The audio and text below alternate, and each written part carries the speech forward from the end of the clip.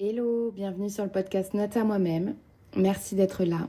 Je m'appelle Charlène, mais tout le monde m'appelle Chat. Ici, tu trouves les fruits de ma vie, mes expériences, mes réflexions, mes états d'âme et mes recherches, pour te permettre de te réveiller en douceur dans le monde du tout est possible et ne pas te sentir seule dans le voyage que tu fais vers toi-même. Je t'invite à te poser des questions, à revoir tes schémas de pensée, à chatouiller ton niveau de conscience, mais surtout à te donner de l'amour inconditionnel et véritable et t'accepter tel que tu es. Dans chaque épisode, je glisserai un mot, une phrase ou une anecdote pour une ou plusieurs personnes qui a traversé ma vie de près ou de loin. Parce que chaque jour compte et chaque rencontre aussi. Mon inspiration se puise à travers ma vie et celle des autres, alors rien de plus naturel pour moi que de glisser une note à celui ou celle qui aura grandement participé à la naissance de cet épisode. Je te laisse avec le premier, mon histoire. Bonne écoute.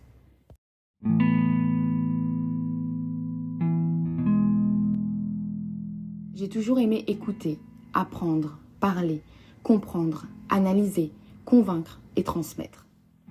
J'ai toujours eu cette vision de moi en train de m'exprimer devant une salle de conférence. J'ai même pensé un jour à faire un podcast. Quelle idée folle, n'est-ce pas? Puis cette voix dans ma tête me disait, mais pourquoi moi?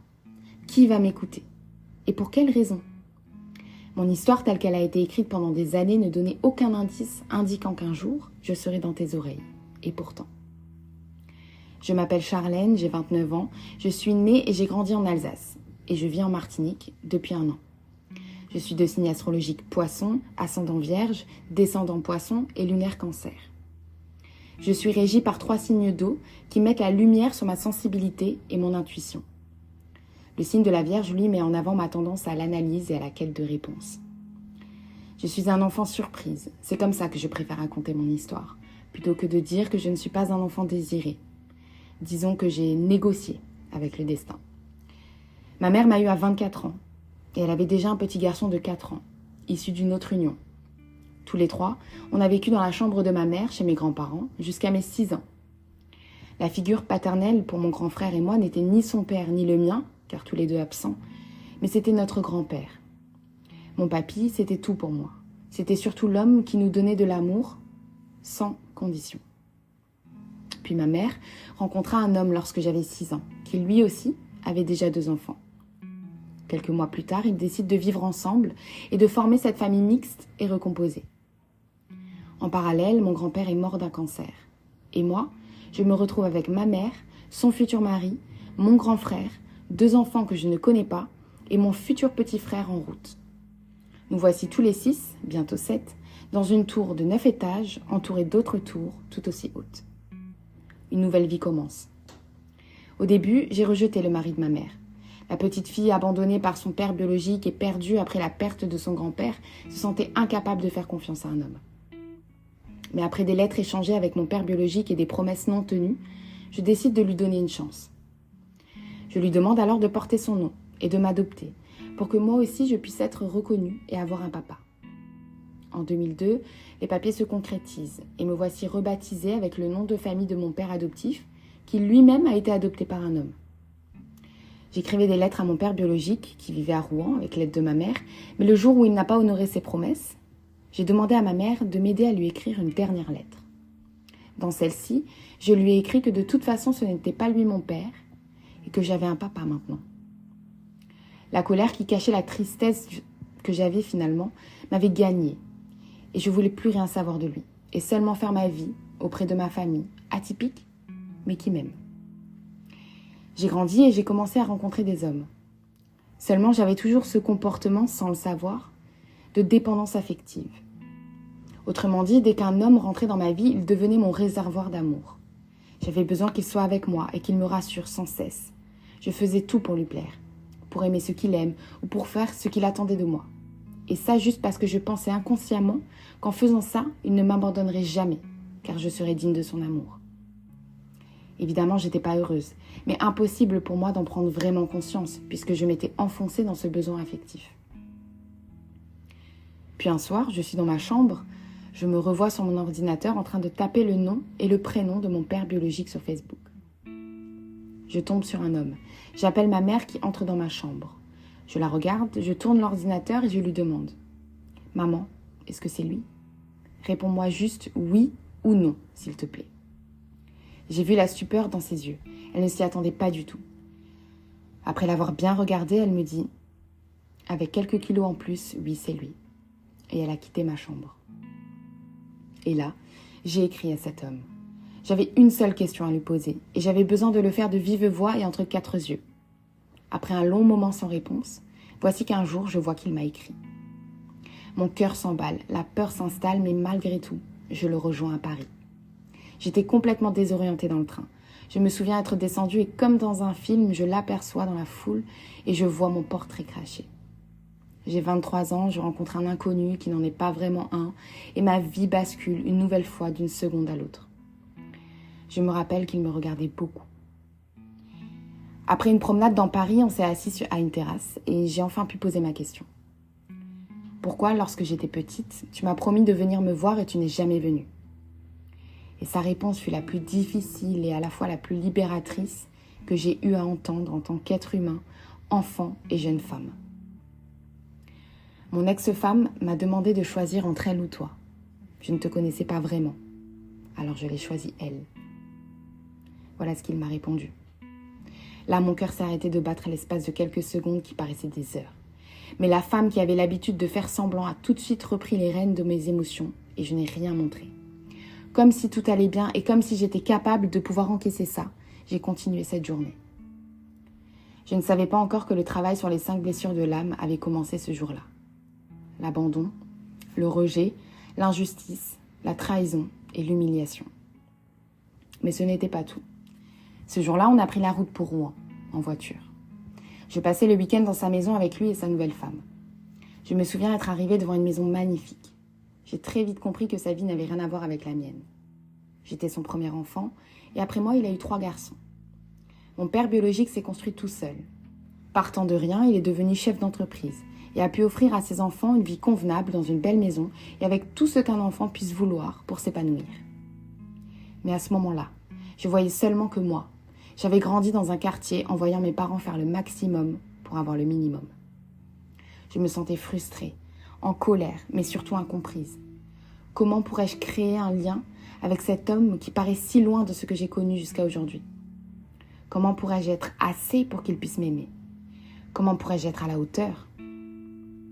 En résumé, je suis un enfant surprise. Je grandis d'abord avec mes grands-parents, je perds mon grand-père, je continue à grandir dans une famille mixte et recomposée de 5 enfants, je suis adoptée et je change de nom à 8 ans.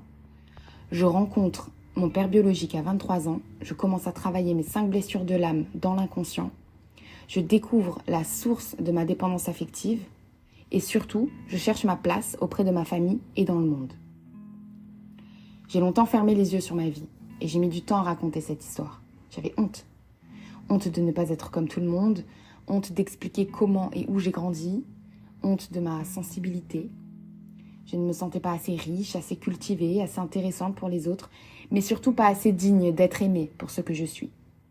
Je pensais qu'il fallait faire pour recevoir l'amour. L'école, par exemple, a été très difficile pour moi. Mon père me demandait d'être très sérieuse à l'école, de ramener de bonnes notes et d'apprendre toutes mes leçons par cœur. Je me souviens encore lui réciter chacune de mes leçons, chaque soir, même qu'un jour, je me suis endormie sur ma leçon.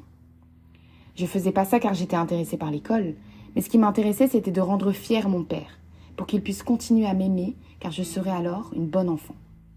Mais surtout une enfant plongée dans la croyance que pour être aimée, il fallait plaire. Je pensais que mon histoire était trop compliquée pour que quelqu'un ait le courage de m'accepter avec. Alors je me suis cachée du monde pendant toutes ces années. Pour me rassurer, je me disais que personne n'avait besoin de savoir ma vie privée, que mon histoire n'était pas faite pour que tout le monde la connaisse. Aujourd'hui, j'ai changé d'avis. On a tous une histoire à raconter. Je sais que je ne suis pas seule à avoir ressenti la peur, la honte, la colère, la tristesse. Mais je sais aussi que mon histoire n'est pas la définition de qui je suis, mais l'inspiration de qui je veux être. J'ai toujours été une grande rêveuse et j'aspirais à une vie libre et illimitée. J'ai toujours su au fond de moi qu'il y avait autre chose qui m'attendait.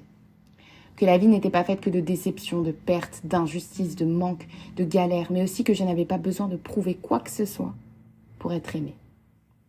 Mais entre le savoir et le vivre, il y avait des années d'écart. Pour autant, grandir avec peu et avec ces traumatismes m'a permis de comprendre qu'en réalité, je vivais avec le nécessaire. Et surtout, cela m'a encouragée à croire en mes rêves, paradoxalement. Parce que finalement, j'avais rien à perdre à rêver puisque j'avais déjà pas grand-chose. Je n'avais pas l'impression d'avoir trouvé qui j'étais, ni d'avoir ce dont je méritais dans ma vie. Partant de là, j'ai autorisé le rêve à faire partie de mon quotidien. Les années passent, faites chacune de son lot de joie et de peine. Je découvre le Reiki en 2016, et là encore, une porte s'ouvre. Je ressens que quelque chose se modifie en moi, comme si un nouveau programme était en train de s'installer. À ce moment-là, je ne savais pas encore que tout ce travail énergétique allait m'amener à faire un travail de développement personnel sur moi en conscience. Au début, je me laissais bercer par les soins Reiki, en les considérant comme des médicaments. Mais on le sait tous, les médicaments servent à soulager la douleur, mais pas à la soigner. J'ai commencé à m'intéresser de très près à la spiritualité, aux énergies, au développement personnel et différents mouvements de pensée et techniques pour mieux me comprendre. J'avais soif de savoir, mais aussi de m'alléger. En février 2022, je quitte le monde du travail. Après plusieurs postes d'assistante de direction dans plusieurs entreprises différentes, je refuse un CDI. Je suis au chômage à 28 ans. Pourquoi ? Parce que j'ai commencé à me rendre compte de mon potentiel humain. Et j'ai dit à mon ancien patron que j'avais besoin de penser à moi, de m'épanouir en tant que femme indépendante et de créer ma propre vision de la vie et ainsi de travailler pour moi. À ce moment-là, je pensais que j'allais travailler pour moi dans le but d'aider les autres. Mais en fait, j'allais travailler pour moi tout court. En mai 2022, je m'envole de façon complètement imprévue en Martinique pour 3 semaines grâce à la proposition d'une amie de faire une mission professionnelle sur l'île. Là, je prends conscience du pouvoir de la vie. Je le rappelle, j'ai été adoptée, mais ce que je t'ai pas dit, c'est que mon père adoptif est martiniquais, mais qu'il ne connaît pas l'histoire de ses origines et n'est jamais allé en Martinique. Mais voilà la première de notre famille recomposée à mettre les pieds sur l'île. Je savais déjà avant de partir que ce voyage changerait ma vie. J'ai passé 3 semaines hors du commun où j'ai vécu, vu et ressenti des choses que je pensais inaccessibles. Je rentre en France, j'avais déjà commencé à perdre quelques kilos et là j'atteins moins 12 kilos. La Martinique me manque, mais pas pour son soleil ni ses plages paradisiaques, mais parce que mon âme a besoin d'être là-bas. Je ne savais pas comment j'allais rendre ça réel, ni quel était le but, ni pour combien de temps, ni dans quelles circonstances, mais tout me mettait en alerte. Il fallait que j'y retourne. Je pars quelques mois plus tard sur l'île de façon définitive. Et dès le début, ma vie prend un nouveau tournant. J'avais un plan. Mais la Martinique m'a montré tout autre chose dès le 3e jour. Je rentre très vite dans le vif du sujet. Moi. En fait, la Martinique m'a appelée pour que je puisse m'occuper de moi. J'avais tendance à toujours me préoccuper des autres, de ce que les autres pensaient de moi, de ce que les autres attendaient de moi, mais sans me demander ce que moi je pense de moi. Et ce que moi, j'attends de moi. Alors depuis le mois de septembre 2022, je suis partie à la quête de moi-même. Parfois c'est dans la joie, la gratitude et l'amour. Et parfois c'est dans la peur, la solitude et le vide. Pour autant, chaque jour m'apporte ce qu'il doit m'apporter pour que je puisse évoluer et trouver du sens à ma vie. Je comprends ici que rien ne me définit et que je peux être tout ce que je veux. Être ici, c'est être en communion avec moi-même pour créer la vie qui me ressemble. Être ici, c'est trouver ma maison, moi. Être ici, c'est comprendre que l'amour que j'ai cherché est en réalité en moi. Voilà, je referme le livre de ma vie et je te remercie de m'avoir écouté. J'avais besoin dans ce premier épisode de me dévoiler à toi et de te partager mon histoire car elle fait partie de la raison d'être de ce podcast. Note à moi-même, me voir et me montrer au monde dans mon authenticité est le plus beau cadeau que je puisse faire à mon âme. Je te dis à bientôt, plein d'amour sur toi.